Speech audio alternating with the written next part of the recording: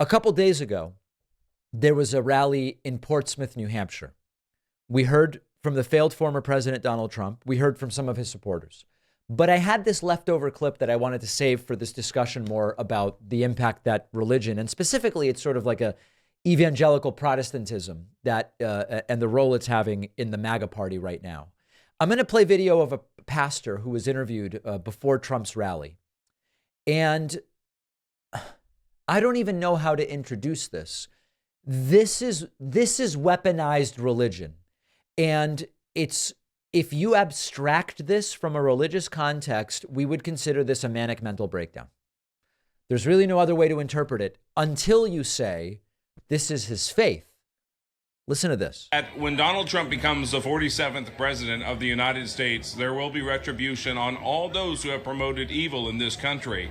I said that this is a spiritual battle, and I quoted Ephesians chapter 6 and Romans chapter 13, verse 1 through 4. And they like to spin it their own way. Retribution does not mean civil war. It means just punishment. And that's what we subscribe to here, is we subscribe to a legal system that we believe in fair punishment for those who perpetrate evil in this country. There are just two genders in this country. What we see being waged upon the education system is insane.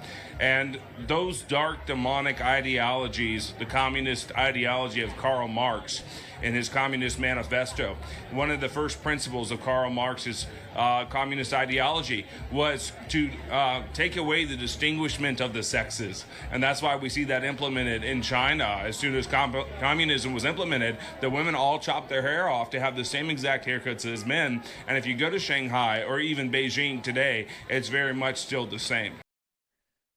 Think about how serious this is. Okay, put aside for a moment that this blending of political philosophy, economic philosophy, superstitious beliefs about angels and demons is all mixed up in a witch's brew of sorts. Think about, education won't fix this guy. If you bring this guy information, it's not going to fix this problem. I dare say, I don't know that medication will fix this guy. These sorts of beliefs, they can be resistant to medication as well. How do you fix this? How do you fix it? I'm looking for a solution here. He also, by the way, said he prayed with Trump not long ago. Is faith really? It's absolutely important. I think the president sees that. I had the opportunity to pray with him personally in Cedar Rapids with 11 other faith leaders. He understands the power of prayer. I understand President Donald Trump to truly be a born-again Christian leader in this race. I know him to be so, and I met with Dr. Ben Carson, and he feels the same. The other aspect to this is that Trump has bamboozled these people. Trump is so obviously not religious. He didn't go to church until all of a sudden he decided that he's running for president.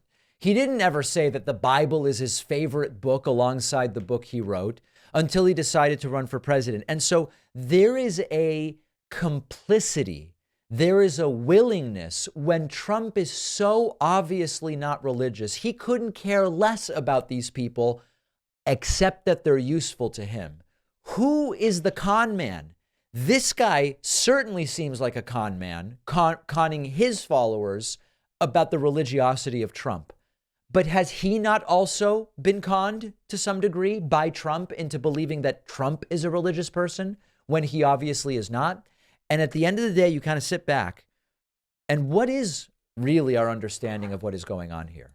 Is it that all of these people, for their own self-aggrandizement, choose to ignore obvious realities? Trump ignoring that these people are essentially crazy people. This guy and his followers ignoring that Donald Trump is obviously not religious. Everybody suspends disbelief and we pretend like this is a movement of God, for God, and alongside God. Or what is it? Is it a grift? I want to understand how it is that we got to this point where the obviously not religious guy convinces these people that he's religious, and then these folks are able to convince so many others that angels, demons, born-again Christians are all tied in with communism, Marxism, and that Trump was sent by God. Who is the con man and who is the mark in this entire thing? I kind of end up at there's a lot of it to go around. Let me know what you think. We'll take a quick break. Big show coming up after this. I love my Helix sleep mattress. I've been sleeping on Helix mattresses for years now, which is why I asked them to be a sponsor. You actually take their famous sleep quiz, takes just a few minutes to answer questions about your sleep preferences, body type, sleep position, whether you have back pain, and Helix will match you with a mattress that's perfect for you, which is really unique and helpful because a lot of people don't know where to start when buying a mattress. I certainly didn't. Their newest collection of mattresses, called Helix Elite, come with a built-in Glaciotex layer to keep you cool at night, an extra layer of foam for pressure relief, and thousands of extra microcoils for best-in-class support and durability.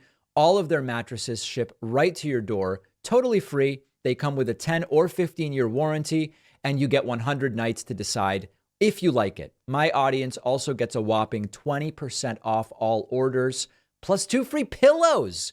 Go to helixsleep.com/Pacman and enter code HelixPartner20 at checkout. The link is down below.